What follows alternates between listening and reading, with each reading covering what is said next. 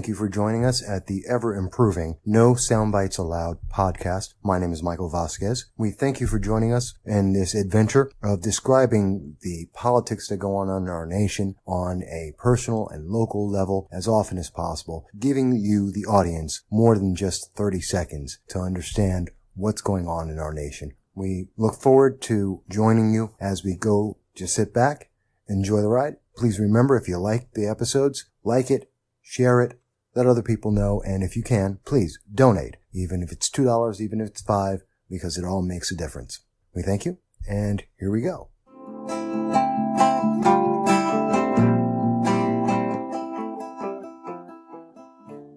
Hello, everybody, and I'm always glad to be here with you, and thank you for joining us at the No Soundbites Allowed podcast, the Simulcast with Facebook Live. Here in the studio, we have one of our guests with us. That's Felicia Mitchell, and she's very happy to be here with us, and a little nervous, so be nice, everybody. But I'm happy to have someone here with me as we answer some of your questions live and talk about all of the issues that matter.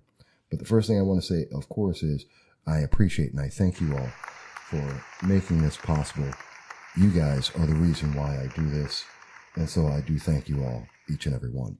And I hope everyone's having a great time. I know it's July 4th. It's the weekend before July 4th. A lot of people have gone away for holidays and to just relax. I hope everyone's having a great one.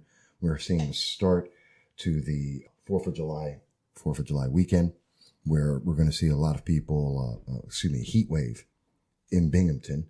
So I know a lot of people are enjoying that, and many people are over at the beach or the lake and enjoying themselves. So I hope everyone's having a great time with that.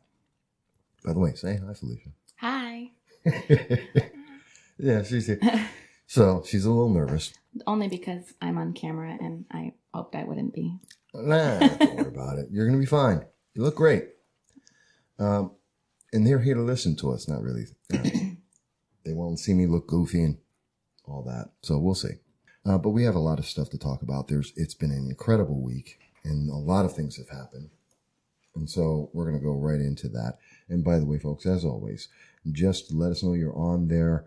If you have a question, just type it on out, and we'll look up the question. We'll answer it as best we can. And we'll have a nice little discussion about it. It should be lots of fun. I'm looking forward to that. Now, separate of that, but there's a few things I wanted to talk about, because I think it was a crazy week with a lot of things that happened. Mm-hmm. So perhaps a couple of stories to talk about. Let's say that first there's of course Maxine Waters. There's the Supreme Court justice decisions and also the retirement of Justice Kennedy. There's Joe Crowley, who lost to Miss Ocasio-Cortez down in New York. That's been big news. There's the shooting that happened in Maryland. These are all big subjects. Lots of people have been talking about all of those. And obviously, those are some things I want to go over. Something that a lot of people may not be aware of before I get to that is the fact that I had a very interesting exclusive interview just the other day, on Thursday, with Assemblyman Clifford Crouch. Now, I've been interviewing all of the candidates for the New York Assembly District, the 122nd Assembly District. We've spoken to Eric Bosworth, who is the Libertarian candidate, in an exclusive interview. We spoke with Assemblyman Clifford Crouch, who's the incumbent there, about his run. And that's a very interesting interview, because he's been 23 years he's been elected in office, and he's not had a challenger since the last 12 years, since 2006. So it's kind of interesting to hear him talk about that. He is also being faced by another challenger, and first-time candidate, Mr. Nick Libis, who is from the Libis family, which is pretty famous around here. And Nick is running against Mr. Crouch, both of them Republicans, for the Republican nomination to then face, most likely, Mr. Eric Bosworth. And there is no Democrat in the race, as far as we're aware. Similar to the Ocasio-Cortez issue in, the Bronx? Is that where she was? Because she was with an incumbent who'd been there for 10 terms, never challenged typically, so... But the difference, and that's why I brought it up, and people can definitely listen to the exclusive interview that's out there, but The difference is here, and there are some similarities. Mr. Crouch has gone 12 years without a challenge. He's been in for 23 years. He's 73 versus Nick, who's about 30. So some of the differences, those are things that are similar, but the big difference is, and they're both in the same party. Yeah. But Cortez is, by her definition, a democratic socialist. Yeah. Which means communist, because that's what a democratic socialist is. I mean, look at North Korea, look at Russia, look at China. These are all Venezuela. They're all democratic socialist nations. What are they? Communists. That's what they mean. It's just a nicer way of saying communist, because everyone has this, there's this big impression or weight to the word saying, I'm a communist. Other than Bernie Sanders, who's willing to say, I'm a communist. And he said that. And that's fine. He's a self-avowed communist, and why anyone would want to vote for that, I don't know. But, at least he's honest about it. She's saying she's a democratic socialist. There is no difference. Well, I mean, I think there's a bit of a difference there. And okay, what is it? The thing is that I know a lot of people who claim to be the Democratic Socialist in the party of, or in the camp of Bernie Sanders. Ocasio is no different. I saw her in an interview yesterday where her basic platform, and while I would have a lot of things to say on her means of getting to where she wants to go, her basic platform is that in a wealthy country like America, no family should go hungry, no child should go uneducated, and that's her platform. Now, again, as somebody who's a bit more libertarian, and I've typically voted Republican most of the time in my adult life as I've been able to vote, I would differ on ways to make those types of things happen. But I think throwing out words like communist is kind of unfair. No, I don't necessarily think that's what they are. No. That's exactly what it is. That is, and I'm not blaming her. See, and that's what I mean. To say that you have a preference of being a communist is not necessarily negative. That's like saying, well, you're a libertarian. I'm a Republican. There's no weight. That is the political affiliation you have. Right. So when I say that she's a communist, I'm not saying that as a negative in like that's something evil. That's her political affiliation. She's a communist. And that's what her philosophy is. If you're looking at the political spectrum, there is nothing that says democratic socialist. It doesn't exist. This is going to be a fun podcast today. Well, no, I mean, I'm not picking on you. I'm just saying, and people need to understand. Yeah. Look at the political spectrum out there. Look at any definition of it. There is nothing that says democratic socialist. When you see democratic socialist, that's someone playing with the public to make it sound nicer to say, I'm a communist. That's what it is. And that's fine. She's a communist. Okay. And she has a certain viewpoint, which isn't part of, I would think, it's the fringe of the Democratic Party to say, I'm a communist. Okay. But and I'll get to this. There's actually a poll about this, about millennials and what they think about socialists and Democrats, and communism. But they're starting off with this very, very interesting point of view, which is they believe that there are rights that don't exist that are inherent. As an example, I think she says here, and I'm looking at CBS News, there was a quote when she was on the Late Show yesterday, and CBS News quotes her as saying, in part, quote, what that means to me is that healthcare as a human is, I can't read. Got the glasses on. I can't read. Okay, let's start over. So the full quote, she's explaining herself and her philosophy. And the full quote is, quote, I believe that in a modern, moral, and wealthy society, that's what she said, yeah. No person in America should be too poor to live.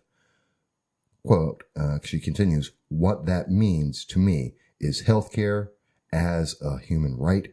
It means that every child, no matter where you are born, should have access to college or trade school education if they so choose it.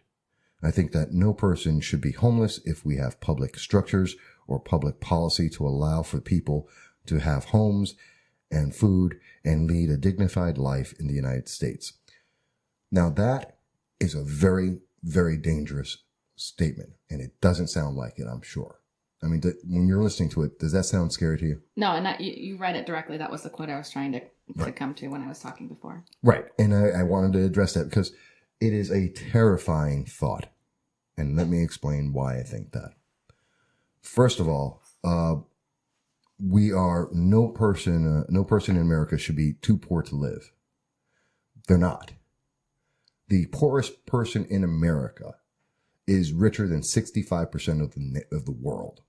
Where our quality of life is so high, and the average person, our poor, are so rich relative to other places, almost everywhere else in the world, that we have this very skewed view of what poverty is. I mean, half the world lives on $1 a day, American dollar a day.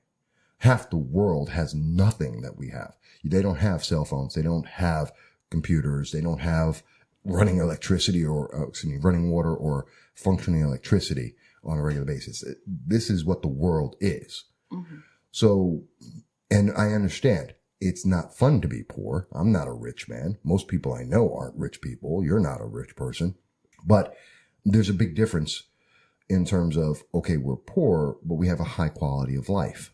We live well. We live exceptionally well compared to the rest of the world. So she's already starting off with this very skewed view of what it is. I would imagine she's never actually lived anywhere else but inside probably the Bronx, probably nowhere else in the world. And I'm pretty sure she's never actually lived inside a democratic socialist state or a communist nation. She's never lived in one because that statement is their propaganda line. They don't know. I've seen in Russia, when I lived there for a year and a half, I've seen poverty. And it's not poverty like what you see in some African nations, but when you have to wait in a 5-hour line to get bread, when there's an 8-hour line to get food from the butcher that only shows up once a month, that's communism. That's poverty. And there is no other choice. There is no other option. That's all the government gives you. But I've heard them say before that they're not looking more, because I agree. I don't want to live in a socialist country. I love living in a democratic republic. I love having the freedom of democracy that we have here. But there's a lot of rhetoric that gets thrown out on the right that tries to paint what they're saying in a unfair light. And I think that's kind of what you're doing, because what I have heard from my friends and from when I've watched interviews with people who are self-proclaimed democratic socialists, they want to model more after some European countries. You look at, like, I think it's Denmark that gets thrown out a lot and things like that. So there's a difference in what you're saying to what they are envisioning.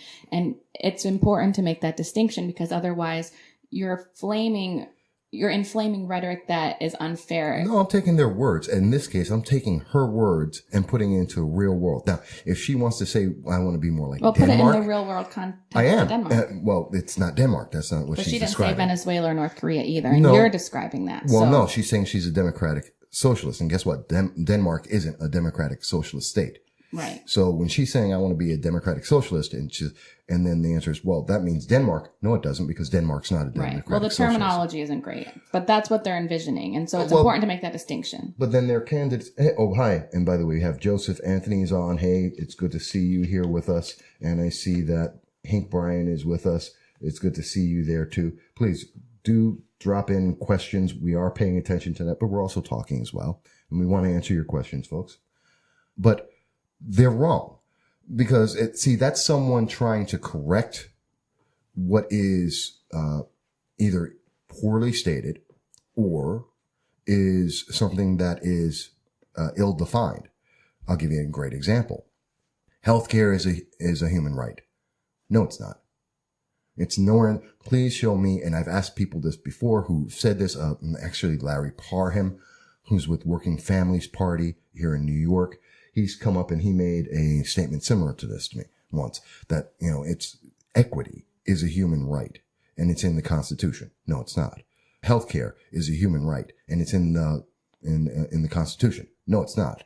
These aren't rights. Those are options. Mm-hmm. Those are things that you can choose to do and that they're available to you, but that's not a right. nor is it an obligation. Because when they say, and very often when I hear people say these are rights, they phrase it as an obligation that the government must provide this to you. No, it mustn't. And that other individuals must provide that to you and help pay for it for you. No, we don't. That is a fallacy. And that only exists in a communist. Even socialist nations don't do that.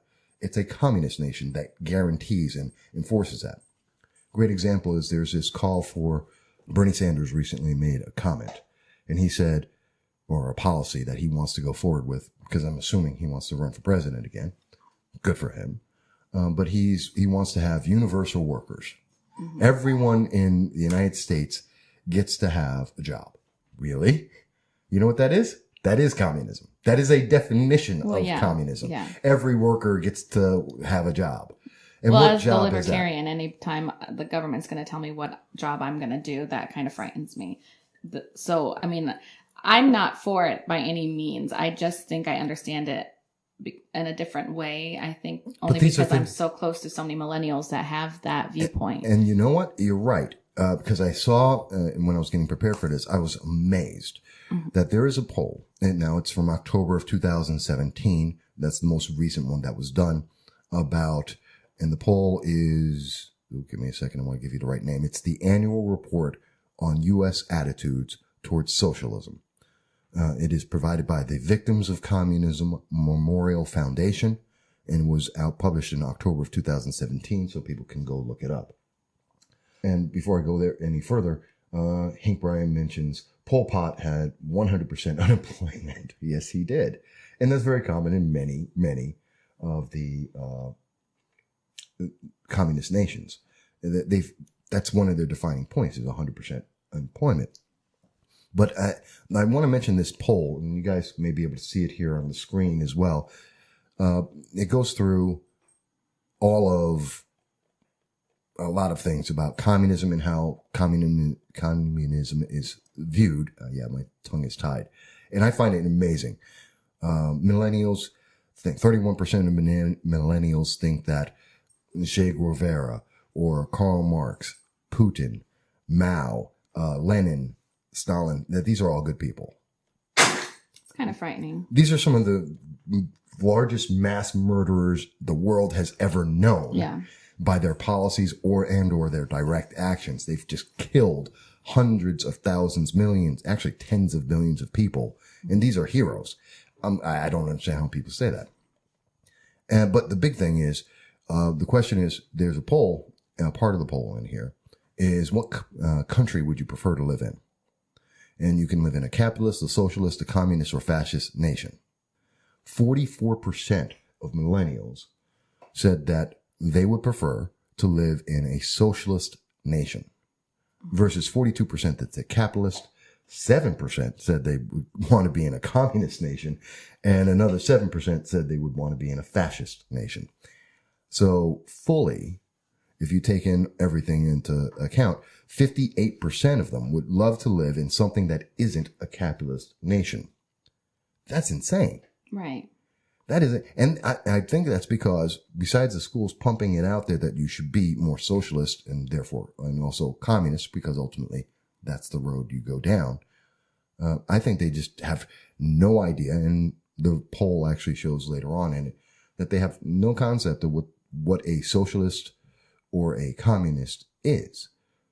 In fact, most people have a poor opinion of what is actually a fascist nation. Right. They don't understand what the terms mean.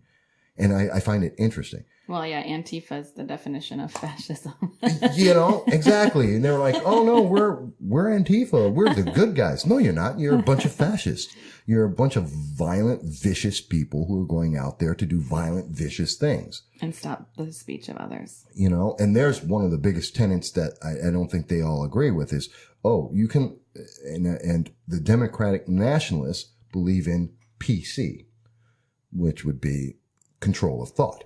Yeah. You can only speak in a certain way. You can only use certain words. And words have brand new meanings that never existed before that we're going to use. And I think that's absolutely insane because that's not a definition of freedom. That's not a definition of liberty. Mm-hmm. I don't have to like what someone has to say, but they should be able to say it. Right. And if I have to control the way that they're speaking, well, now I'm controlling how they think, which means you're not a person anymore. You're a robot. Yeah. That's a problem. Yeah. That is a major problem. And this is part of the democratic nationalist viewpoint. So to hear, when I see and listen to this woman who is looking to run for Congress, and more power to her, she should. I'm not saying that she shouldn't. Just like Bernie Sanders should run. I think she should, more importantly, be honest with people and say, you're a straight up communist. Okay. And if that's where the Democratic Party wants to go and they want to become communists, fantastic. Rename the party and go for it. Be honest with people. Yeah. I just don't think it. I think it's terrifying that we're seeing so many people who believe that these things are true. They believe that you have a right to college. No, you don't. You don't have, and your college should be paid for. It should be free. No, you don't. That is why it's called higher education. It's an option. And this is not something that's my obligation to pay for someone else to do. That's if they choose it and if they want it and they go for it.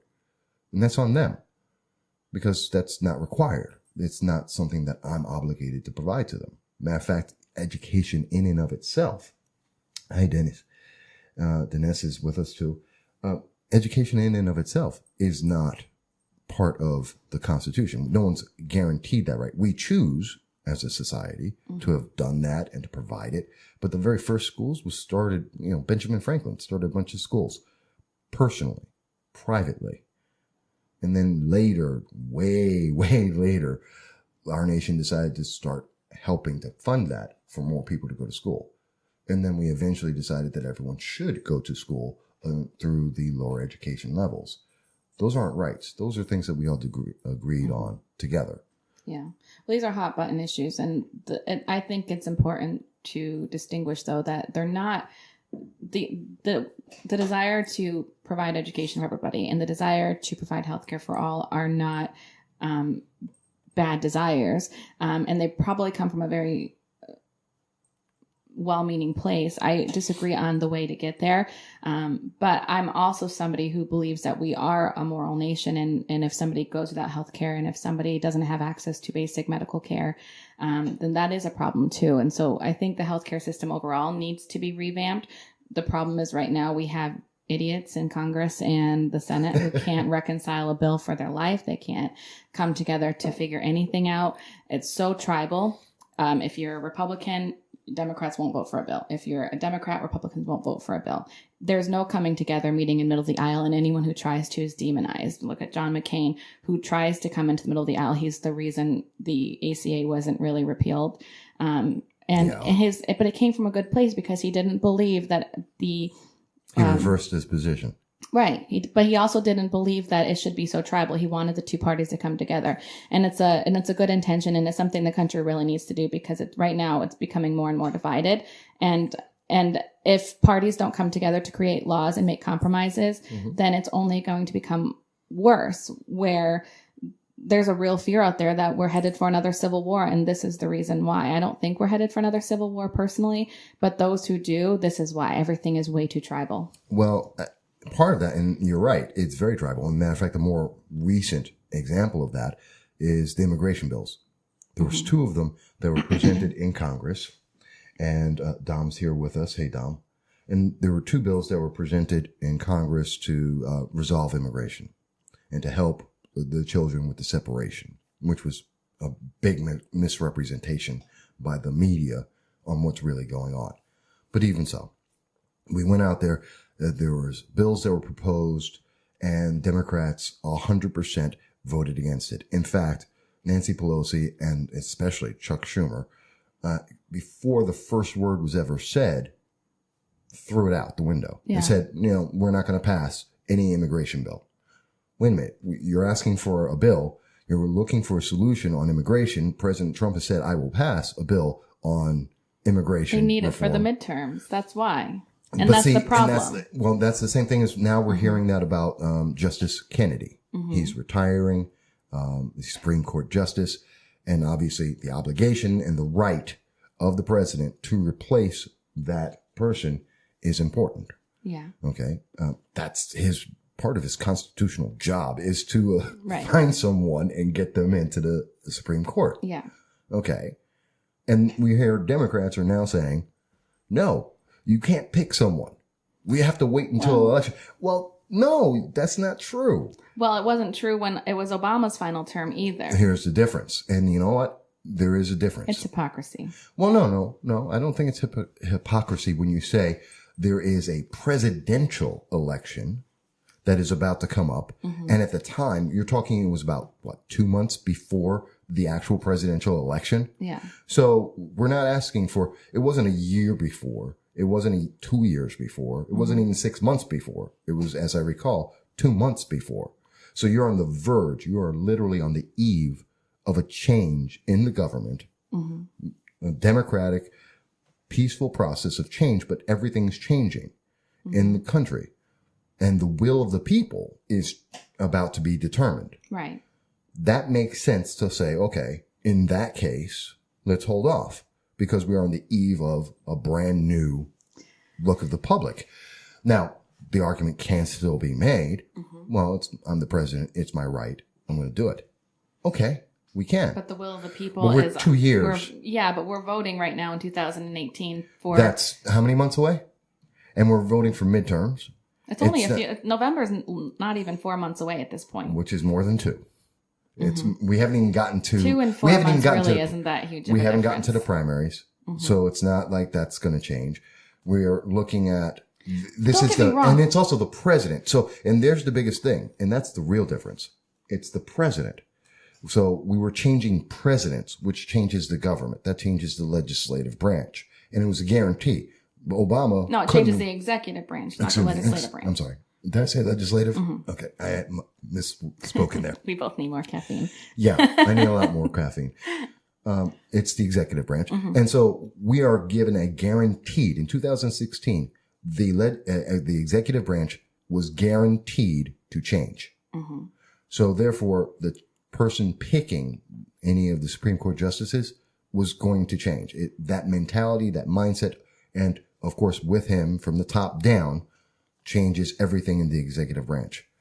Legislative branch doesn't pick a Supreme Court justice. But they confirm them. They confirm them, but they don't pick them. The president does. Right. So again, there's a difference. When you're talking, so when I'm looking at 2016, there is a difference when I know it is an absolute fact that the executive branch must change. Well, here's the thing. Don't get me wrong. I'm thrilled. This is a win for Republicans, right? This is a big win for Republicans. Yes, it is. And I would love to see the court tip a bit more conservatively. As unfair as that would be to others who are more liberal, I want it to be more conservative. I'm a staunch pro-life Republican, and I've said for years I would love to see Roe v. Wade overturned. I don't think it'll ever happen in my lifetime, but this puts us a step closer to seeing something like that happen. So this is a big win. However, that being said, it's hypocritical to not acknowledge the fact that what Democrats want to do is exactly what Mitch McConnell did in the months leading up to the election. It is very much the same thing because the will of the people is shifting a bit right now. And there is a very good chance, and Republicans know this, that the Senate will not be Republican majority anymore. There's a really good chance that Democrats are going to have the majority in that, and that they're going to turn quite a few seats in Congress. So, knowing that and saying that the will of the people was about to be determined, the same can be said this year. That's not, but I'm not saying that. And I want to be clear, because it's not the will of the people. It's the will of the executive branch.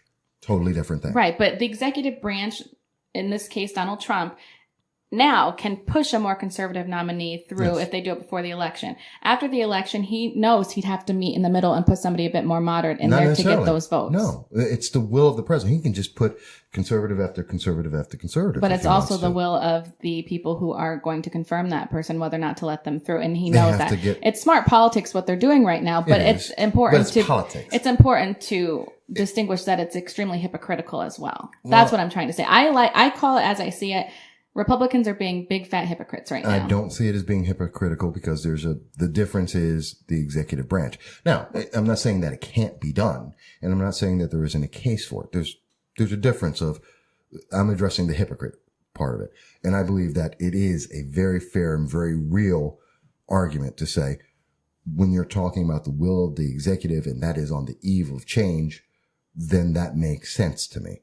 But when we're talking about in the other case, this case, where it's not changing, the executive branch isn't changing, and it is an obligation of the president to do this, then he should. So it isn't fun. It isn't fun, but it is a difference.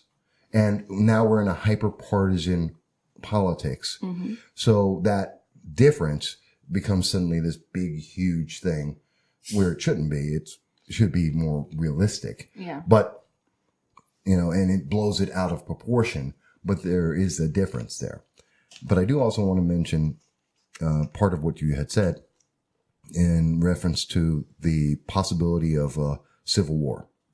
You may not know this. A Rasmussen poll recently done, right about June 28th, was 31%. Yeah, third of Americans. 1/3 believe that we're going to have a civil war in the next 5 years. Yeah. And I have to say, I think so too. I don't know if everyone else watching is thinking that. I don't, but I do. And by the way, folks, don't forget, you can always type in a question or make a comment. Tell Michael how wrong he is. I would appreciate that. If you think I'm wrong, okay. But we are paying attention to this. We are watching you as you're going, and I know I usually look right at you, but again, this is a Q&A. We're bringing up questions and answers and talking about it, and you're involved in this too, so do let us know. Yeah, so there's going to be a civil war. And I believe it is, because I think we've gotten to the point we're so hyper-partisan, we're so divided, and we have so many people who don't understand the realities of what they're saying, the meaning of what they're saying. Education is a human right. No, it's not. Healthcare is a human right. No, it's not. The government is obligated to provide you a good life. No, it's not. Whether that would be a job or anything else, the government's not obligated to do that. We're giving power to the government to make life choices, micromanaging people's lives. That's wrong, especially in America. Well, as a libertarian, I would be very hesitant to embrace that at all. Right, but we're hearing that from a lot of the Democrats, like Cortez and Nancy Pelosi and Schumer half the time, because he's constantly playing politics there. Anthony Brindisi is making those kind of comments as well, and he's on that side, where they're putting illegal immigrants over the regular people.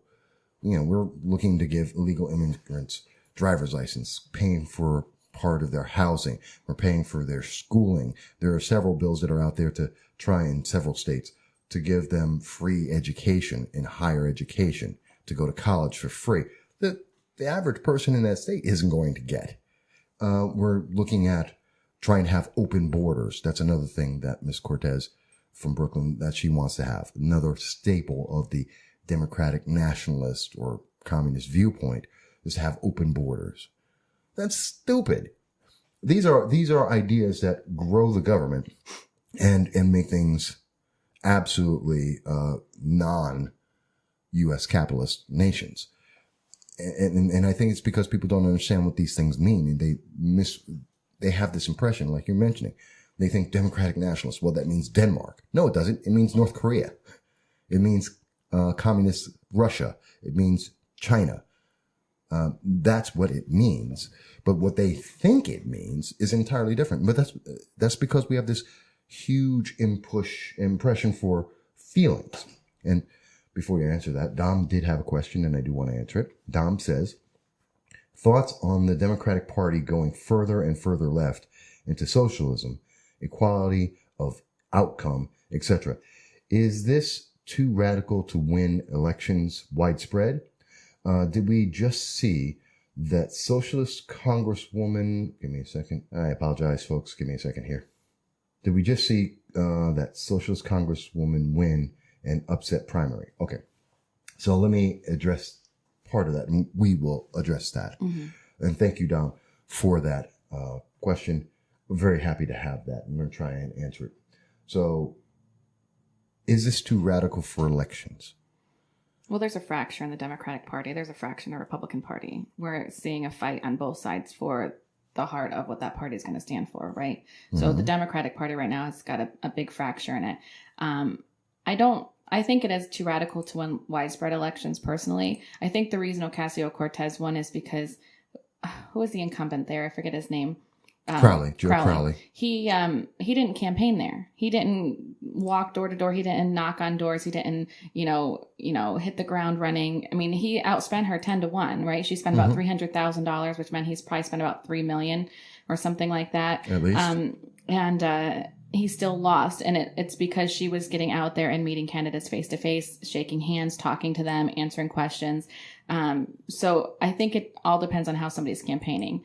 I don't know if this is something that would I know it wouldn't fly in middle America, but on the coast, this is something that we're probably going to see more of. But the fracture is, how do you reconcile the coast with middle America? And I think that's what both Republicans and Democrats are trying to answer within their own parties. Well, that's a good point, but I think it's different than that. I think that what is the definite, and again, the definitions are changing. People are changing the definitions into what they feel like it should be versus what it is. And that's a big problem. And Paul Camping's with us. So thank you, Paul. It's good to see you there. There's a problem. People say, well, it feels like we should do these things. It feels like we should have equality of outcome. Are you familiar with that? Not everyone is. Well, let me just run through what it is. There is a viewpoint, and this is a growing viewpoint amongst the far left and liberals and progressives in general, and it's growing throughout the nation. It's part of this misunderstanding, and a lot of millennials believe it as well. I've seen some polling on that. They believe in equality of outcome, which means that because of social justice, the thing that makes it all fair is to say, you and I and a white guy, the straight white male, generic, are all going together and we're going out for a job, right? We're all going for the same job. Well, it should be guaranteed that we're going to get the job before he does. In fact, they're going to have to give us 2 jobs. They're going to have to give you a job and me a job because he can't have it. And that's the equality outcome. It's decided already that we're going to have the same thing. So the percentage of women who work in science is going to be exactly the same as the percentage of men. And the percentage of black and white are going to be exactly the same. And the percentage of male and female are going to be exactly the same. And you're going to have that in everything. Everyone's going to have the same percentages. The same percentage of women are going to be in the police force as the number of men in the fire department. And they're going to be the same number of white people and black people and Asians in every field. That's it. That's the equality of outcome. Everyone's going to be the same. That is 1, crap. And 2, that is probably the most devastating attack on freedom I have ever heard of, equality of outcome. Because that's not a choice. That's the government mandating. It's not a freedom. It is a obligation.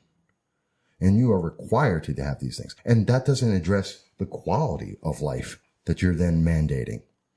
Because it doesn't mean that these are good people who want these jobs, who are qualified at these jobs. Matter of fact, qualification is absolutely useless. It doesn't matter. You can't hit those numbers by going by qualifications. You can only hit that kind of equality of outcome if you absolutely lower the standards and destroy the quality of the individuals involved, and therefore destroying the quality of the product or service that you receive, because you have to hit a quota. You've got to make sure it's all even. It is one of the most devastating, stupid ideas I've ever heard. And yes, I call that idea stupid because it is.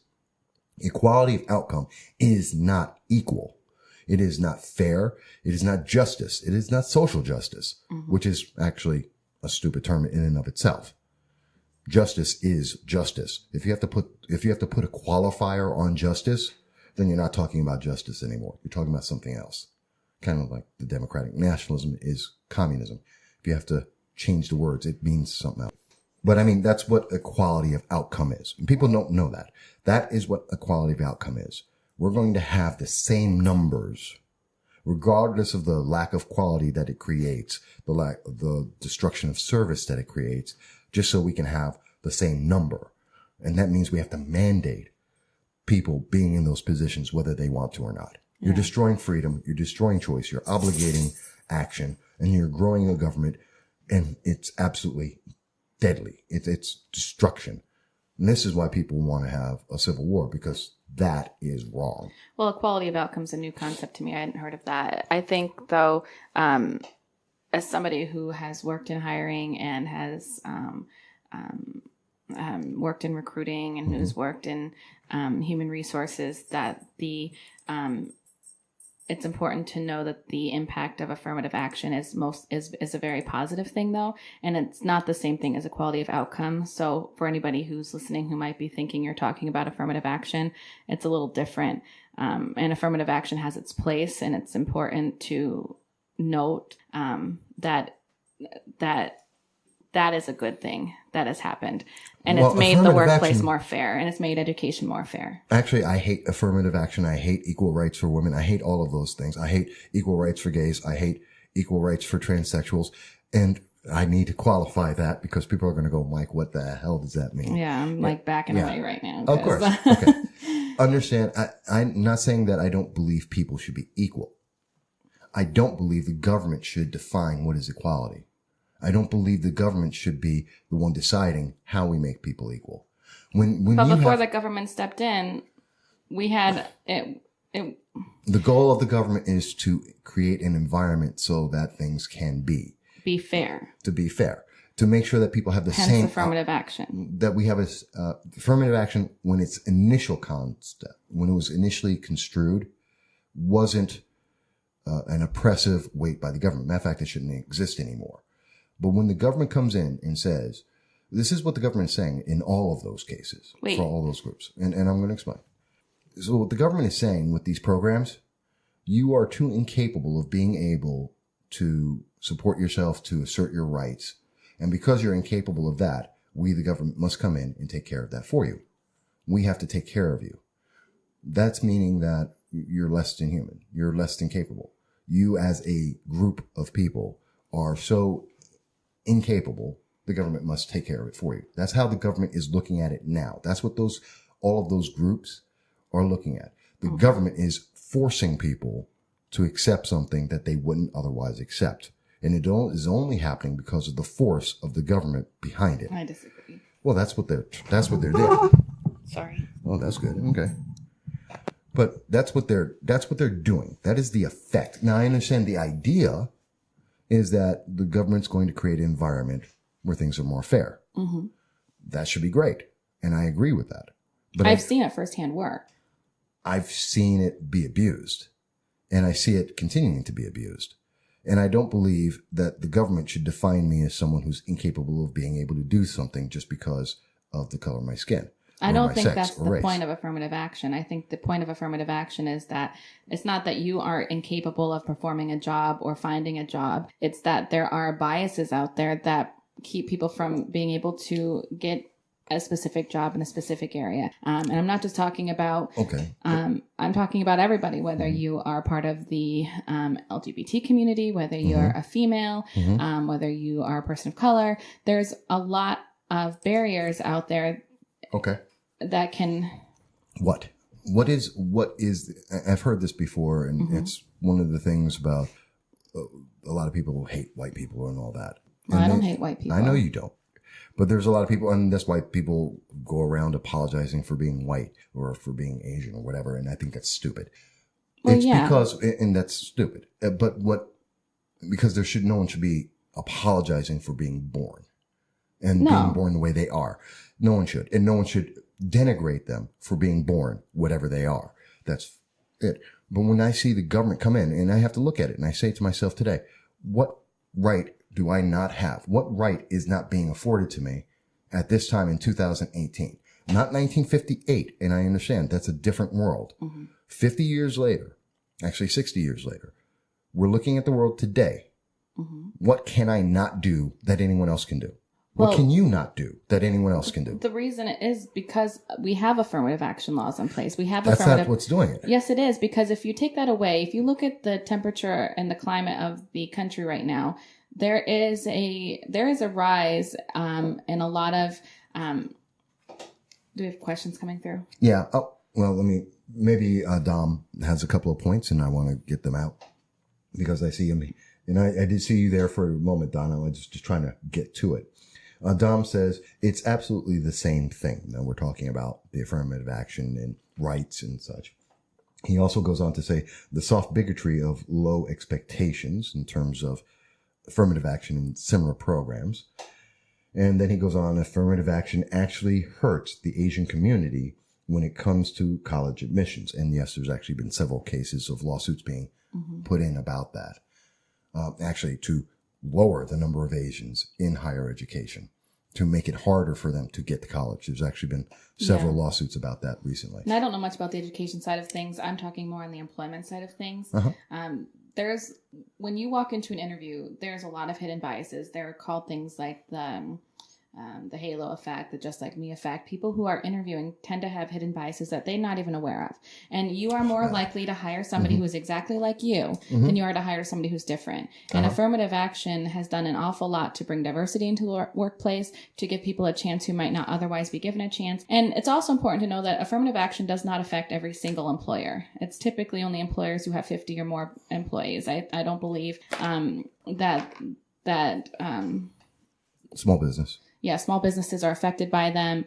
So it's not putting an undue burden on, small businesses or anything like that. But it is a really important concept that I think gets thrown out too much because people are like, oh, racism is gone. There's no such thing anymore. There is, and there's hidden biases, and it promotes a fair workplace. It's really important to know that. Well, now you bring up a great point because hidden biases, I love that term, hidden biases, because, and it's not your term. It's not it's not what you're saying. I've seen it out there a lot of different ways. It's called the unconscious bias that someone has, and we all have them. Well, of course we do. And you know what? It's complete crap. That argument is complete crap. I've heard it from I've seen it. I've heard about it. And then essentially what the argument is for people who may not know what it is. It's that you have, without you knowing anything about it, there's a bias that's in the back of your head that influences the decisions you make. Whoa. Well, we just lost Facebook for a minute there. They'll come back. And this is going to affect the way you think. And because of that, it is crap. Because I can't control or do anything about what I don't even know I'm thinking about. People's unconscious biases, if they exist, and I'm sure they do on all kinds of levels. That's not true. You can absolutely be aware of your hidden biases. How can you be aware of what's in your unconscious? It's not conscious. Maybe not your unconscious, but when you are. But see, that's the thing. When you are aware that hidden biases exist and you go into an interview saying, okay, this exists, this exists, But a hidden bias is unconscious. That's why it's hidden. Not if it's brought to light. How can I know what's in my unconscious? When you understand all the different types of biases there are out there, it helps you when you're interviewing. I'm not saying that you can. That is impossible to know. It is. There is a limit. There are 7-8 billion people on the planet. There are 7 or 8 billion biases in the world. By the way, hello everyone. Facebook dropped us. It likes to do that when we hit controversial issues, but it's good to see you back. And when I was making a great point. Yes, and you are making a good point. But go ahead, continue with your point. I think though that your argument that you can't know your hidden bias, so it's a crap thing to bring into an interview, is untrue. When you are aware that these exist, it makes you think differently. Instead of what bias is in my head right now that I can control in this conversation? You don't know. You don't know because you're not in my head, and I don't know because it's in my unconscious. How can I influence that? I can't. Okay.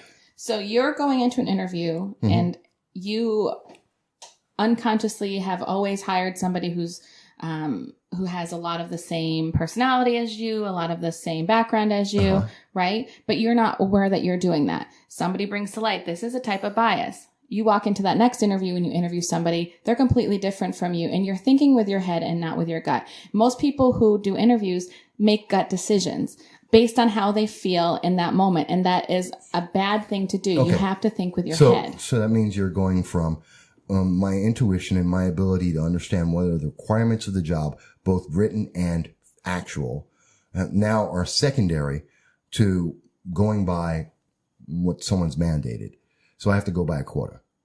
That's what you're saying. No, I'm not saying you have to go But that's by a quota. what it is. No, it's not a quota. Because you're saying, okay, my understanding and my interpretation of this job, given everyone has a bias. Everyone on the planet has biases. You know, that's why some people eat red meat and some won't, because they don't like the flavor of it. Or you're going to eat Fruit Loops instead of Rice Krispies. It's a bias. Everything in life is a decision based on biases that you unconsciously have built up throughout your lifetime, based on experiences you've had. That's natural. That's how we survive. It is that unconscious set of biases we create that give us our way to move forward in life.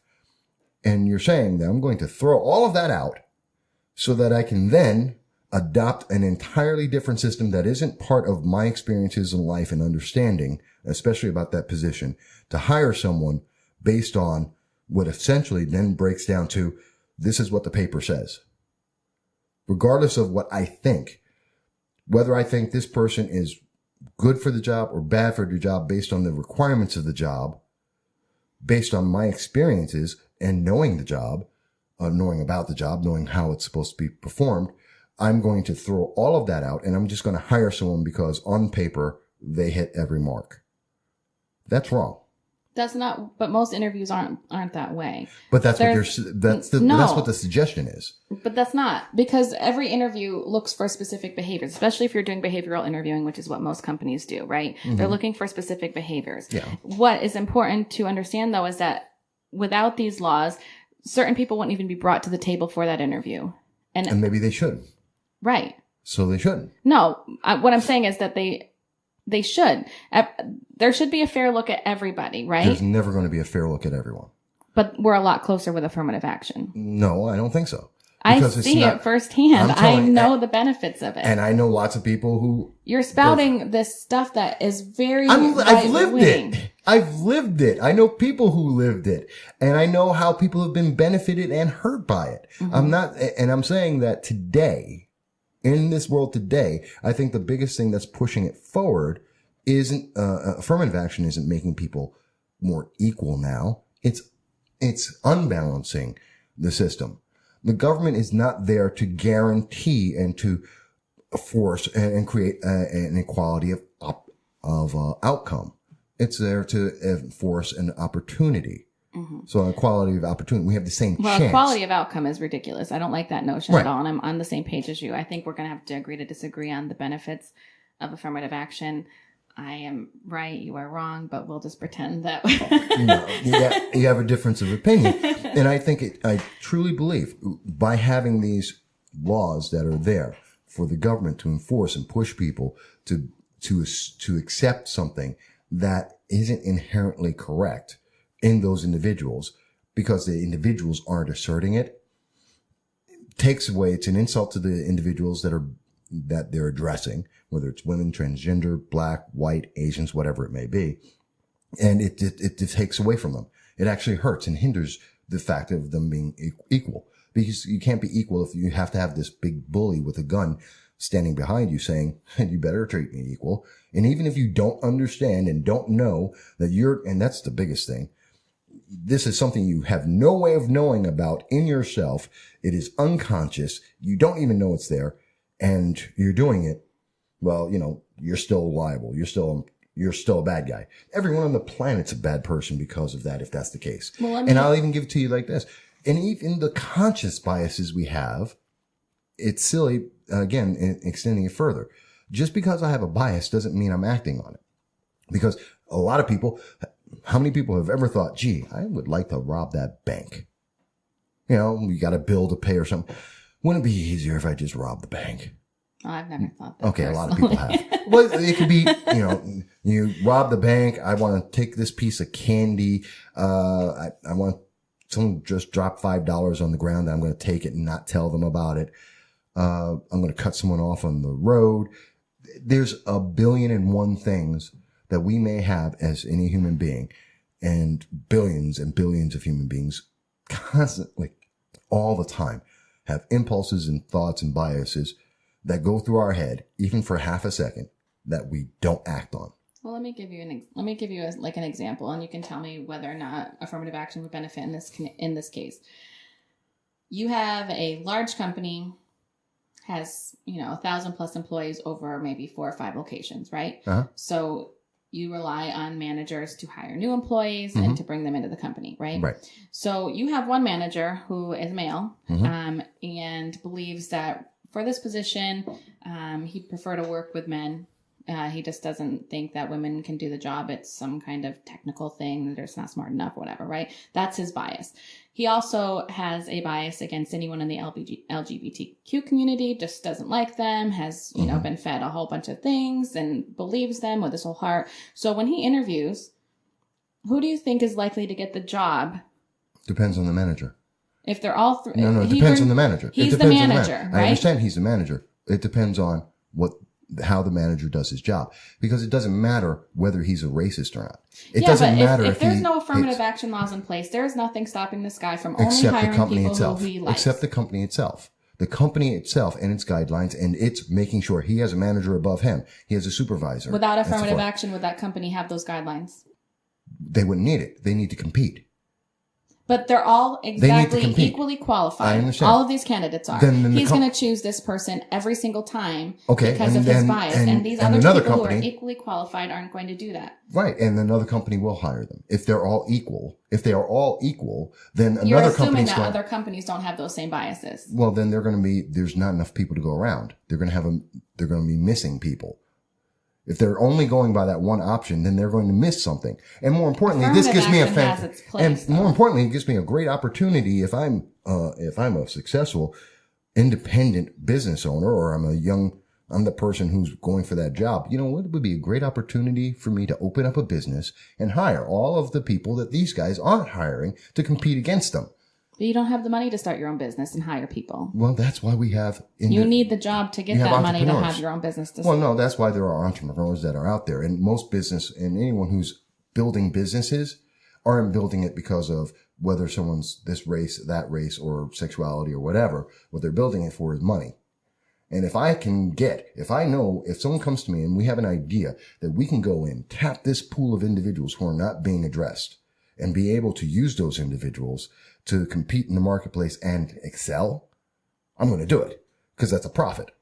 A great example. Let's go to Red Hen versus the bakery. Same idea. Mm-hmm. Okay. Red Hen has a policy, apparently, implicitly, their bias, maybe it was unconscious, that they don't like Republicans. Okay. In particular, well, of course, it cuts out again. Just as I'm about to go into something interesting. But let's say that they're saying that Red Hen is saying that they absolutely do not agree with all Republicans, not just, and it seems to be all Republicans and Republican views, but they're saying Donald Trump and any of his employees, anyone in the executive branch, because they all work for Donald Trump, they're all despised. Mm-hmm. And anyone related to those people are despised, including the liberal members of the family that went to another restaurant that they then followed and attacked without knowing what their beliefs are, and they didn't care. They attacked them anyway. Yeah. So Red Hen has a bias. Mm-hmm. Now, you could say, well, we can go in there and we can change the management and change their hiring practices. That doesn't change the bias. But what we could do... They're talking about who they're serving in this case, and it's a false equivalency. So we can't... Because it has nothing to do with hiring. They're talking about serving customers, and it was a bad business decision, but it has nothing to do with hiring. So it's just those false equivalencies. I think it goes into the same thing, but the same factors there, that we have a decision being made based on biases that are affecting others. That's the core. That's the core of the discussion, is someone has a bias, and that bias is affecting others unfairly based on arbitrary factors, which would be skin, sex, race, political belief. These are unfair. And that's the argument. So whether someone's being hired or whether it's someone's being served, it's the same thing. Well, I don't think it's the same thing, but I'm glad you brought up Red Hen, because I think that's a good topic. And I think we're not going to meet in the middle really on this affirmative action thing. I think we're both going to stay in our own camps there. But the Red Hen thing was, I don't like it when people don't serve other people. I don't. I as much as I found the baker and the different interviews he sat in to be a really likable person, who had, he seemed very thoughtful, very, kind in a lot of ways. I still think he should have served that couple. I don't think if you're going to have a business that you really should have the right to just be like, no, I'll serve you for this, but I won't serve you for this. I think that's stupid. It's just bad business, right? Whether or not the government should persecute a business owner is another topic. Well, see, but there's another factor in there that has to be discussed about that. With the baker, religion. He had a religious belief. It wasn't about them as people. And he was willing to serve them other things. But his religious belief, and he not only did he offer to do anything but that one item, which would then oppose his religious belief, because he didn't believe in gay marriage. So since that's a direct affront to his religion, he was willing to bake anything else for them and provided them with alternatives to his service. Yeah. See, I'm a Christian. I go to church on Sundays. I think I am kind of a black sheep compared to a lot of evangelicals, because I think the fairness needs to apply all the way around. I think if you're going to have a business open to the public, and you're going to serve wedding cakes to this couple, it's not. I don't think it's the right thing to do, and I don't think it's biblical to say, I'm not going to serve you a cake for this function. But he does. He does. Right. I agree. But whether or not, but a few, 30, 40 years ago, interracial marriages were considered an abomination, and people used the Bible to justify that as well. And they tried to. And so if an interracial couple walked into that bakery and said, we're getting married, and they say, well, we're not going to serve you because I don't think you should be getting married. I'm not going to make you a wedding cake, but I'll make anything else. And I'm going to base it on my religious beliefs. No, put it into the same context. If he said that to an interracial couple based on his religious belief and said, I will bake you anything else, I will serve you. I will just not serve you that one item, but I will serve you. And I will provide you any and all of my products. And I will give you alternatives to others in my area that you can go to use and get the same service that you want, but you can't get it from me specifically. Yeah. Now, in that same scenario, I come up with the same answer. Yeah. Well, see, like as a libertarian, I don't like the government going after this baker. I don't like the government going after the florist in Washington. There's a lot of other similar cases going on across the country right now. I don't like the government going after business owners, but I also think that it's bad business to turn people away. It is bad business, and the market, the right answer is make people aware, let them make a decision, and that owner has to deal with the consequences. Like Red Hen has been closed several days on and off because of this. And not only because she did this, and my problem isn't that she turned someone away. Every business should have the right to turn someone away. Same thing with the baker. Anyone should have a right to turn someone away. You don't have to give a reason. But if you do give a reason, you are now held accountable to that reason. Yeah. The baker did it because of religion. Okay. Now you've gave a qualifier to not just saying, I'm not going to provide you service. He said, because, and instantly now that changes the thing. Okay. So is he being biased by doing that? No, because he's standing by his religious beliefs and he's willing to accommodate them every other way he can. And he's very sincere in his beliefs too. Right. I'm not knocking that at all. I'm not taking it away from, and we're throwing out at the moment anyone who's just using it as an excuse.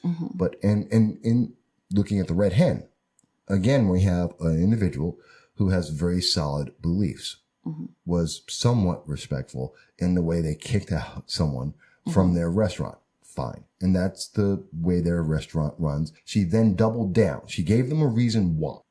And then they doubled down and went to every news media outlet they could find to spread the word about why they did it. Okay. So now you've given me a because. Yeah. And now you have to be judged accountable based on that. And it is perfectly fine for every person who finds that decision objectionable, whether it's the baker or Red Hen, to not use that service, to spread the word that they disavow that they disagree, and that they don't believe it should be used. And and those who think like them should not use that service, and there's another alternative for them. So if there is a What if you're in a small town, though, and there's no alternative? What if you're the only baker for 50 miles? Because there's a lot of teeny tiny towns in this country where you have to drive a good hour to get any other option. I mean, in that case, I just... Then open up a new bakery or open up a new restaurant. And yes, go the extra distance. I'm not a baker, and nobody wants to eat my cakes if I cook one. So I'm not opening a bakery just so I can have. But you know what I mean? Like if I walk in, someone denies me service. I shouldn't. It shouldn't be that my only other option is then to open up my own business. Like that's if you are open to the public, you are open to the public. Republicans were outraged over this red hen thing, right? But they were cheering on this baker when he won this narrow victory in the Supreme Court. There are two different things. One is based on religion. And one is based on political preference. And again... Well, she didn't say political preference in her reasoning. She said on moral grounds. No, she said she was morally opposed to their practices. So for her, she was claiming morality. No, she wasn't. Yes, she was. No, because she went to the news and spoke about this and doubled down and explained why her political preferences. And in fact, in her conversation with Sarah Huckabee Sanders, she expressed that it was about the president, and she found that the president was immoral. She went then on to other media, the news media, and explained even further what she thought about it in further articles. So she didn't just make a statement. She also clarified it and expanded on it with news media, every news media that would find it. So when I'm looking at what she said, I'm looking at the fullness of what she said at that moment and to every news media she could find afterwards. She made it very clear where her biases were. I'm trying to find the exact... And the difference... Oh, and by the way, Ishmael is here. Hey, Ishmael. So the big difference is, it's not just that she said this. It's that, I want to be very clear, the difference between a political bias, which is not protected, religious belief is protected. So they're two different things in that basis. And again, for me, and I can't say for everyone else, but for me, in looking at it, I believe every business has a right to deny someone a service, because every business should have that right to deny a person for any reason. There's a multitude of reasons why a business may not serve someone. Now, if the qualifier of why they did that is a bias, I think that business should be affected by that. And we take the steps that are available in the world to do that, as opposed to a religious reasoning, which I can't really argue that. That's fine. That's his religious belief. I'm not telling him to change his religious belief or do something different than what he believes is correct. But that's not a bias. It's not even a bias. It's a religious belief. I wouldn't tell an Orthodox Jew to eat bacon. But he wasn't. That's again a false equivalency. I don't think it is. Because going into a bakery and asking for a cake is different than trying to force somebody who doesn't eat bacon to eat bacon. No, it's the same thing. You're telling someone who does not acknowledge and does not respect and does not believe in gay marriage to approve of gay marriage by making an action, by providing a service that would acknowledge and verify and approve of that gay marriage. You're affronting his religion and his religious belief. But the thing, we say the same thing all the time, though. Like, gay marriage is legal, right? I see you there, Don. That's the law. But Republicans are very quick to point out... It's a law in some parts of the country. It's not a national law. It was legal. Well, the Supreme Court upheld the decision it's legalized federally. States. What was the Supreme Court's decision for then? The Supreme Court is a federal court. Yes, it is. But, and I want to make sure, because I remember it as a state battle, but I can be wrong. Which is why you can get married in whatever state you're in now. And that's why people were upset about it, because they felt like it took the rights away from the states. And this should be I believe it's Obergefell Hodges decision. So the Supreme Court ruled in United States versus Windsor that federal law could not treat as unequal marriages that individual states had created as equally valid. 2013. There's a 2015 decision, and I believe that applies. That might be the one. Yeah. No, you're right. And I misread, I forgot about this. In Obergefell v. Hodges, 2015, the United States ruled that there's a fundamental right to marry for same-sex couples, which is guaranteed by due process, equal protection, the Equal Protection Clause of the 14th Amendment, and that affects all 50 states. I'm surprised because there are many states who don't have same-sex marriages and haven't. And you know what? Now I remember there is a Well, they do now. That was the argument, though, is that it took the rights away from states. It did. But it did. But it is the law now. So, right. So the fact that it is the law, you shouldn't be prohibited from walking into a bakery to get a wedding cake for your wedding, regardless of your personal beliefs. You're not attending that wedding. You're not, you know what I mean? You're making a cake. And the cake. I think for me, from a Christian standpoint, I just think it's, it's so pharisaical. It's so legalistic to say, to hide over here in your corner and stay away from anything that you believe to be of the world. I guess I'll use a Christianism right there, right? I just don't like it. I think I'm going to probably get a lot of flack from most of my friends list on this. Why? Because most of my friends list would probably be in complete disagreement to me. And I think a lot of people would be surprised that I have this position. But I just think that if you're going to have a business, you are obligated to serve every single person. But you're not. And that is absolutely true. There are many businesses, and no, you should not. If you have someone who comes in, a drug addict, a hooker, you're going to have someone, there's a lot of people in a lot of situations where someone's coming in, they're sick, whatever, and they're coming into a business. You have a right to refuse that business. All businesses are not obligated to serve everyone. They shouldn't be, and they can't be. And I do want to get in, Dom mentioned a couple of things, and I want to get them in real quick because I think it fits at this moment. Dom mentions that the baker was willing to serve them. He only refused to make a custom artistic product. He then goes on to say, I don't think any true conservatives want the government to force the red hen to serve anyone. That's the difference. So, that's another point of view, but every business has a right to refuse anyone. It's when we learn what the reason is for that refusal makes that decision either good or bad. Yeah, I think both decisions are bad. I don't. From a business standpoint, I do. Does it mean that there can be negative consequences? See, I'm not protecting their consequences. See, yeah, that's the thing. Like, I don't want the government going after you, but I think it's also important to realize that if you're going to make a decision based on religious and moral grounds, that you have to be willing to accept the consequences of those decisions from a public that is going to purchase items from a competitor because they're going to think you're a bigot. Good. Right? And I think that's a good thing. And I think that's the way it should be. Of course. If you're willing to say that people don't agree with everything that I say in politics, perfectly fine. And some people will not listen to the things I do and I say because they don't agree with it. Yeah. Perfectly fine. I do not believe that they are mandated to hear what I have to say just because I'm saying it. Just because I'm black, just because I'm Spanish, and I'm making a comment doesn't mean someone has to listen to it. But I believe that we're seeing a government and forces in politics that, like Cortez and others, and Cortez and Maxine Waters and Pelosi and others, who are saying, no, you must. You must. You don't have a choice. You have to listen to me, even though you disagree with me and you find me objectionable just because of the things I say, because I'm black. And I have to have the same outcome as someone else who's white and liberal and making comments exactly opposite me. So no, if I don't agree with Cortez down in Brooklyn, and I think that her position politically is objectionable, I'm not forced to have to listen to her.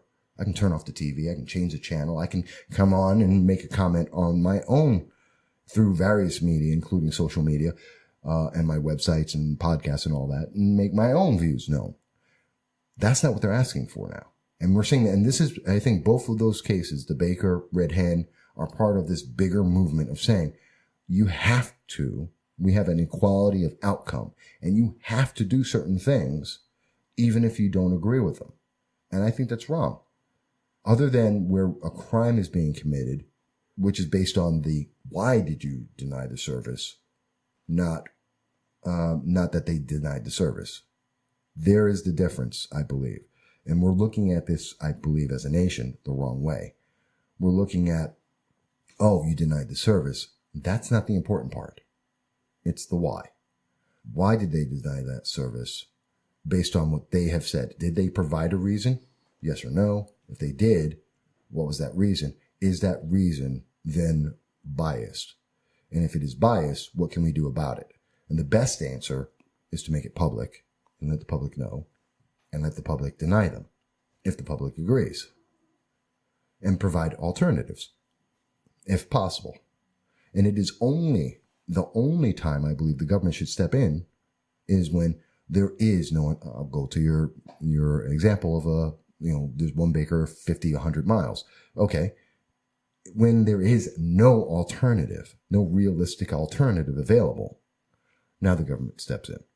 Because when I believe it was not Franklin, may have been Hamilton, had mentioned the purpose of the government is only to do things that the people cannot do for themselves. And thus is your case. 50 miles, only one baker, only place. If the Red Hen was the only restaurant in 50 miles, there's a case. That we say, okay, in that case, since you cannot have a remedy yourself, does the government have a place in helping get an answer? Yes, because I cannot do it for myself. But if I have the ability where there is options and I have the ability to make a choice, I have the ability to tell people not to go to this restaurant, there's another one across the street from it. Okay, then the government has no place in that. For me, that's the way I see it. The government has no place because we have alternatives. We have other ways. We have means among the people to resolve this. And I think a lot of people don't see that. Now, you may not agree, and a lot of people may not, but I think that's a critical part. Hi, Jen. Hi, Justin. But I'm enjoying the conversation. I am too. I mean, we can at least this is what civil conversation looks like. It's so ugly out there. Oh, it is. It's ridiculous. I mean, Maxine Waters this week stepped in it, and Republicans have been given a golden gift to use against all Democrats in the upcoming primaries. And they already are. There's the RNC made this big video of all these crazy things. She didn't step in it. She's been like this for as long as she's been in office. Right. But she really, I mean, at this point in this juncture, right before the primaries, right before the midterms, she gave Republicans a big gift, right? Because now the conversation has shifted from what was going on last week, which was really bad for Republicans, which was immigration, to now going more towards... I don't think immigration was that bad. Well, I think it was because, I mean, you saw Donald Trump change course. He was like, I can't do anything. It's all Congress. Congress has to do it. And everything he did is illegal. Right. He signed an executive order. Which is illegal and has no power. It is actually because... But he said he couldn't even do that, right? He couldn't. So he just basically conceded to what everybody was clamoring for, right? So it was a bad week for Republicans. If we're being honest, it was a really bad week for Republicans. Yeah. This is a bad week for Democrats, right? You have somebody getting kicked out of a restaurant. You've got Maxine Waters out there acting crazy. Now you've got this big video that is... them telling really well done by the RNC, by the way, that is going to be red meat to Donald Trump's base. And I'm not Donald Trump's base. It's just telling the truth. But these are their words. Right. Yeah. I mean, we're pretty unhinged in some ways on the right as well. But this was, I mean, this just helped. It helped a lot. And I think that Hi, Jen. The rhetoric is just so bad right now on both sides. I like that we can have a conversation. I'm a bit more liberal than I used to think I was. Well, no, most people are liberal on, when people say, well, I'm this or I'm that, whether it's libertarian, conservative, Republican, Democrat, whatever it may be. Most people have issues, and it's an issue by issue thing. So you may have an overriding theme of, say, I'm a fiscal conservative. So most things fiscally, you're going to be more reluctant to be spending willy-nilly. But you may be more socially liberal. Yeah, definitely socially liberal. Right. And a lot of people have that. Or maybe it's just on specific issues, that one issue or another issue, people are more liberal than other ones. That's fine. That's normal. That's human beings, because nothing is so absolute. And I think that's the problem, is we're hearing a lot of this, and it's not coming from the right. It's coming from the left, where things have to be very rigid, and you have to be, that's what PC is. That's what this move to the democratic nationalists, or in other words, in my belief, communism is very rigid. You don't have a choice. this is the answer. To get to the equality of outcome, you can't have the freedom of decision and choice. You have to. Well, we're starting to see that on the Republican side, and it's scary because Donald Trump has a very big way of getting his base to rally around him if anybody speaks out against him, right? There's a lot of Republicans. So did Obama. So did Bush. But every president had that. But it used to be a little bit more like, we always see it on the Democrat side that they're very good at sticking together as a team, right? But Republicans have always been a little bit more free and able to speak out and say different things. Not anymore. If you are a Donald Trump Republican, right? If you are somebody who voted for him, who absolutely loves him, and you are talking, or you see a politician like John McCain or even sometimes Lindsey Graham who speaks out against him, they will swarm around these people and basically call them a rhino, all these different things. But wait. John McCain, Lindsey Graham were called rhinos long before Trump was ever in politics. But it's even more now, though. Anytime there's a deviation from what... it's the same. It's not. It's what's more. Different? The only thing that's I'm different... seeing it more, and I'm uncomfortable No, you know by why it. you're seeing it more? It's in the media more. The media is pushing out negatives more than I'm they seeing ever it more did is before. in comment sections on articles. That's where I'm seeing it. I go and I read articles all the time. So do I very rarely watch television news anymore. I tend to go to New York Times. I tend to go to NPR.org. I tend to go to The Hill. I like The Hill. I think they're a more conservative piece. I like the Washington Post. I like the Wall Street Journal. That's where I get my news from. Right. The comment sections on those are extremely telling of where we are as a country right now. And the stuff that I'm seeing, Donald Trump can do no wrong if you're a Donald Trump Republican, right? Oh, praise him. He went to North Korea and he did all this great stuff. I wouldn't go there. He was an idiot in North Korea and he gave them far too much and we've got nothing in return. No, he didn't. But he legitimized him on the national stage. No, he didn't. Yes, he did. No, not really. Yes, he did. Do you know how many people I've seen that I can't even believe it saying, oh, well, he's just this misunderstood dictator and he just really wants to, he's probably just the same people who tell me that these are Donald Trump Republicans. No, I would think that's a Democratic nationalist. No, I've seen people who are Donald Trump Republicans say that if Donald Trump is the one who's going over there and he's showing him the capitalist way and showing him something different than he's ever seen before. And he's the only president who's ever tried, which is bullcrap.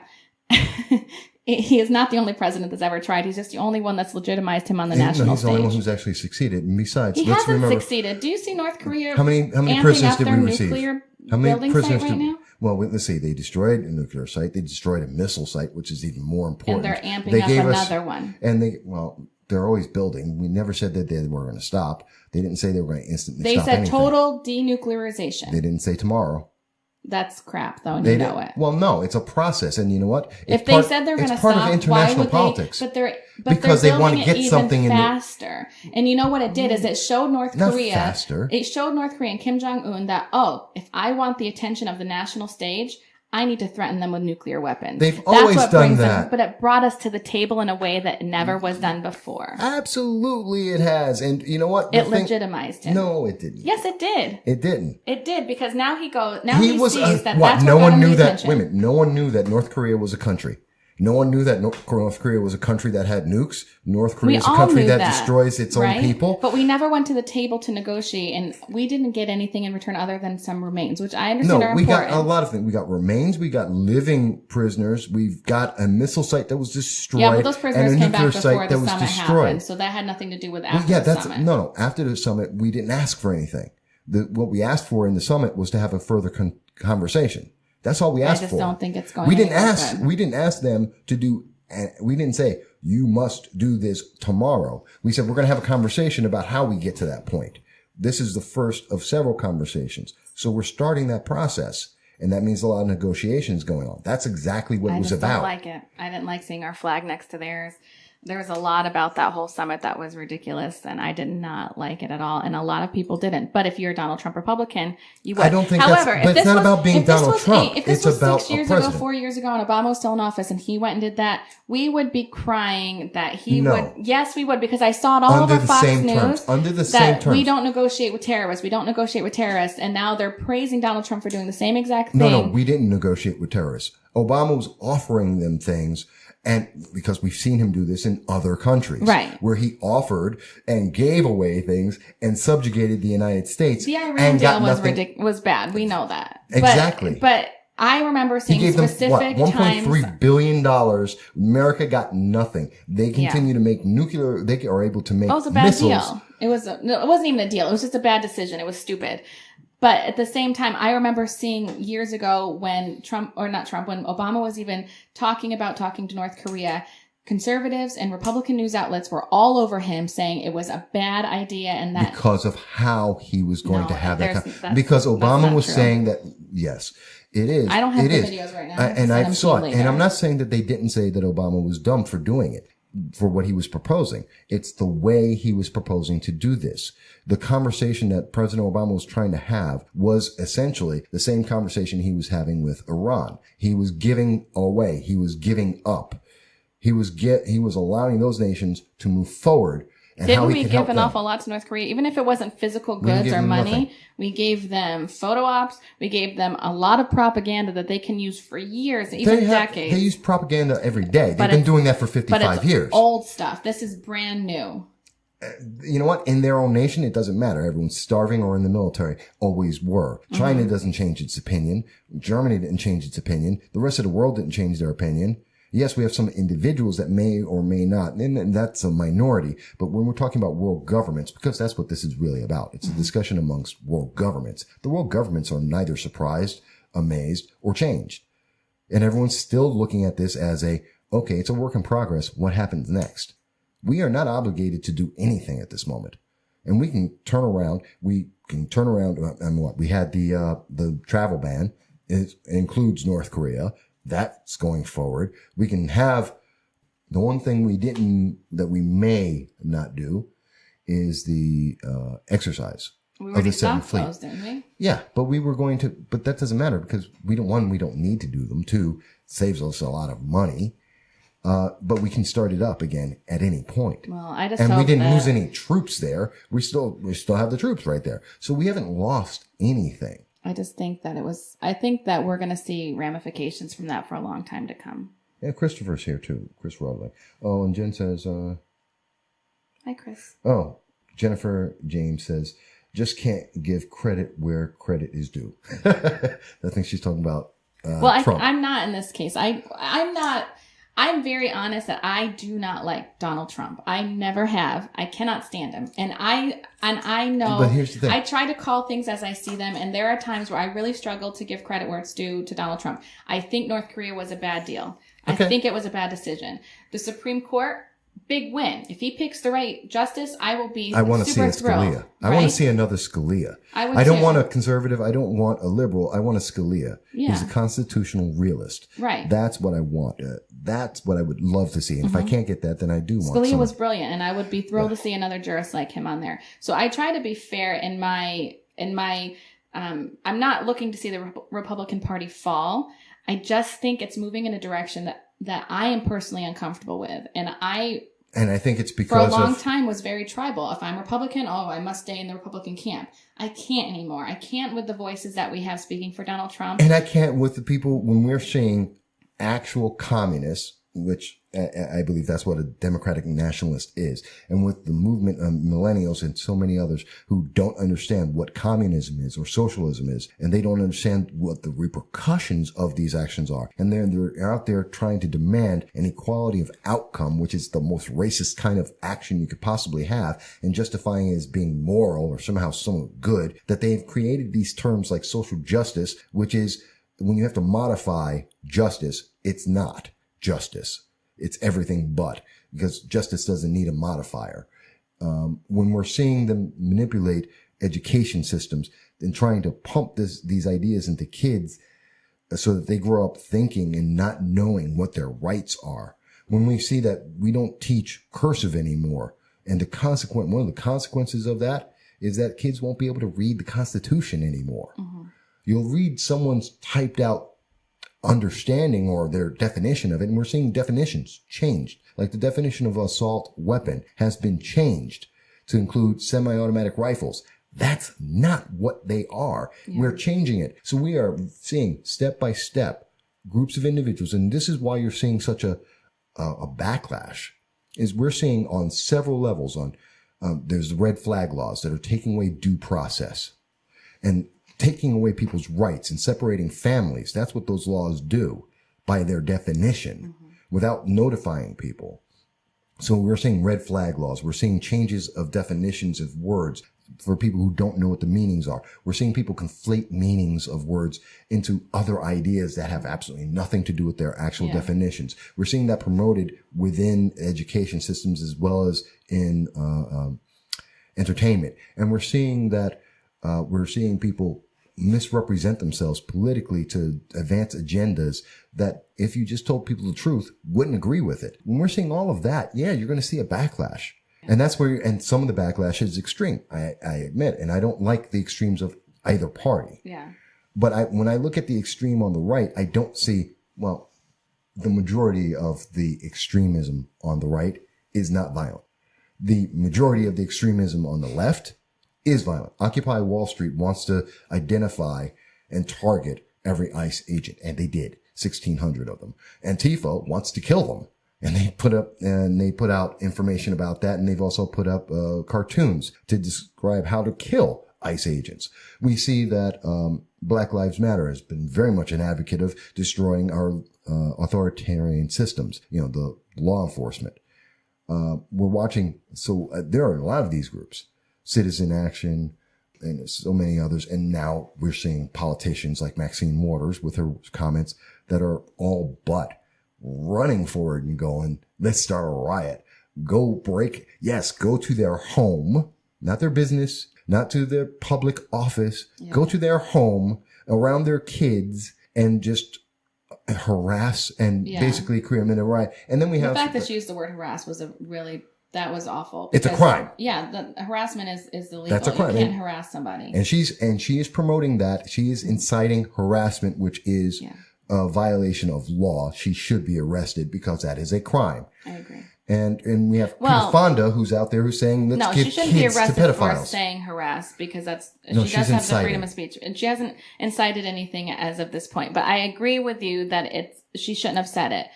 But to her point, if you are unhappy with something and if you dislike something, you as an American have the right to go protest peacefully. And that is the distinction. Peacefully. Peaceful. So her harassment and shouting down people around their families, I just think it's disgusting. I didn't like it when they did it to Mitch McConnell last week. I don't like her calls I didn't like when the Red Hen did it. I don't want to go out and be harassed just because I've been on this podcast and somebody sees me and recognizes me. I don't want the harassment from people seeing, because I do this, but it happens. It does. But now there's a difference. See, there's one thing if one loon comes out and goes, I can't stand what you had to say about, affirmative action, and they want to come after me. I can handle that. All right. I'll deal with it. There's always that one random. Well, I can't, so please don't do that. Well, I know. To anybody else. No, but they shouldn't. See, they shouldn't. Yeah. But once, if we had Anthony Brindisi call out all of Citizen Action to come and try and take me on everywhere, at my house, at my work, when I'm out at the store. Mm-hmm. Now, if he were to say that, that's wrong. But we're there. Yeah. And we're listening to these candidates who are saying essentially the same thing. And all this did is, Maxine went too far. And you should point out that Anthony Brindisi did not call for that, just so people know that you're not saying that he did. No, I thought I worded it. I thought I worded it properly. That I said if he had, I was using him as an example. But, right. Okay, let me be more clear. That was an example. I didn't say he did. But if he had, as an example, and he's just local politician who is aligned with the far left and doesn't like my political positions. So that's why I used him. Yeah. But no, it could have been anybody. Maxine Waters just isn't really nearby, but I'm sure I could have used probably Kirsten Gillibrand. She Chuck called Schumer. us a terrorist organization this week. Exactly. And see, and then there's another Cynthia example. Nixon, who's running for governor. Complete loon. She makes Cuomo look like a Republican. Oh, yes, she does. She's complete loon. It's a little scary. Way out there. And I mean, see, and that's the problem. Yeah. We can name a lot of the Democrats who are actively running to the furthest left with like all speed. They seem to think that, they need to go warp speed to the furthest fringes of the left because for some reason they think the rest of the nation likes that. Yeah. Maybe it's because Peter Fonda, was a decent actor, but an idiot, in my opinion, based on, asking for children to be given to pedophiles because of his personal political preferences, as he put out there. Another one that's a crime. That is actually a crime. But that's, and we're seeing them go warp speed to that direction. Yeah. I'm not seeing that on the right. Those views are coming from the two coasts, right? Which is why I think it's important to have another constitutional conservative on the Supreme Court, because I think that at some point in the next few years, the, what's it called that we use to vote? You need so many, what are they called? I can't even think of it now. Shoot. Well, you have a fan, by the way. Oh. Chris Wadling, who came onto the show. He's there. He goes, still love you, Felicia. Oh. So he's watching. So you got a fan. But I think, what is it called? No one says that about me. When they need to, when we vote, what is it? Oh my gosh, I'm having a total brain freeze right now. When they what? When we vote, our votes go to these representatives who vote. You're talking about the Electoral College? Yes, Electoral College. Okay. I don't know why I could not think of that. Okay. The Electoral College will be under attack at some point in the next few years. It's always under attack. But if we had a court that leans more to the left, I can guarantee you that there would be real... You know what's the problem with the losing the Electoral College? Because I'm not telling you it's perfect. We are representative. I prefer it over straight up democracy, democratic process. I think you have mob rule then. So I think it's important to really protect the Electoral College for sure. You're right. And it's even worse than mob rule, though. I don't think most people understand what that means. Literally, if we got rid of the Electoral College and that representative aspect of our republic, we're not a democracy, which people also forget. And if we went to just straight votes and mob rule which that would lead to, it means that no president would need to talk to anyone anywhere in the nation besides 5 cities. Exactly. That's why I'm saying, you're seeing these far left candidates. They're really on the coast, right? Yeah. They're missing middle America. And the middle also includes Chicago. We're a bit more moderate, although I would say middle America is going a bit more far right.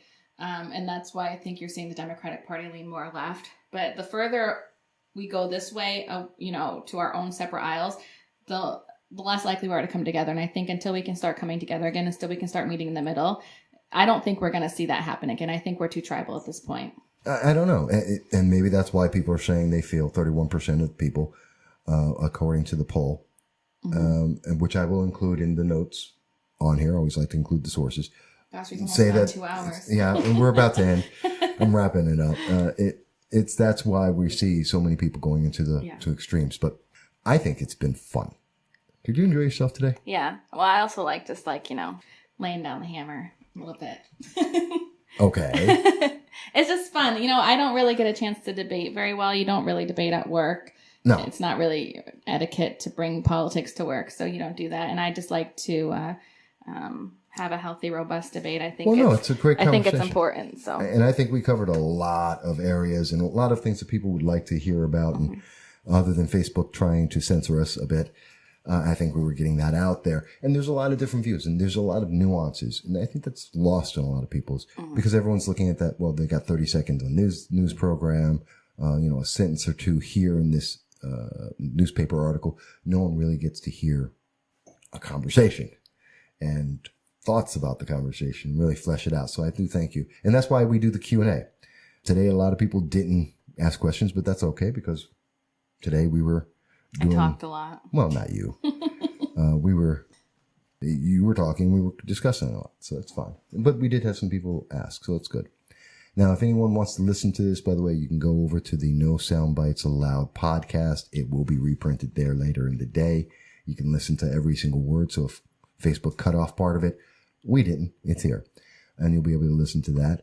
I do want to thank Felicia for being here with us. Again, this is the second time, by the way. She has been on the program once before. You can go back and look at the No Soundbites Allowed podcast and see the last time she was on. And it was very similar. She had very strong views. I disagreed with some of them. We had a conversation about it. And this is the example of civility. Yes. We're still friends. Yes. We disagree. We'll hug it out after this is over. Yeah, and no one's going to, and I won't get stabbed. It's a great thing because that is what it's supposed to be about. Yeah. And you try and get clear ideas out there. So, but thank you. It was a lot of fun. I look forward to doing it again.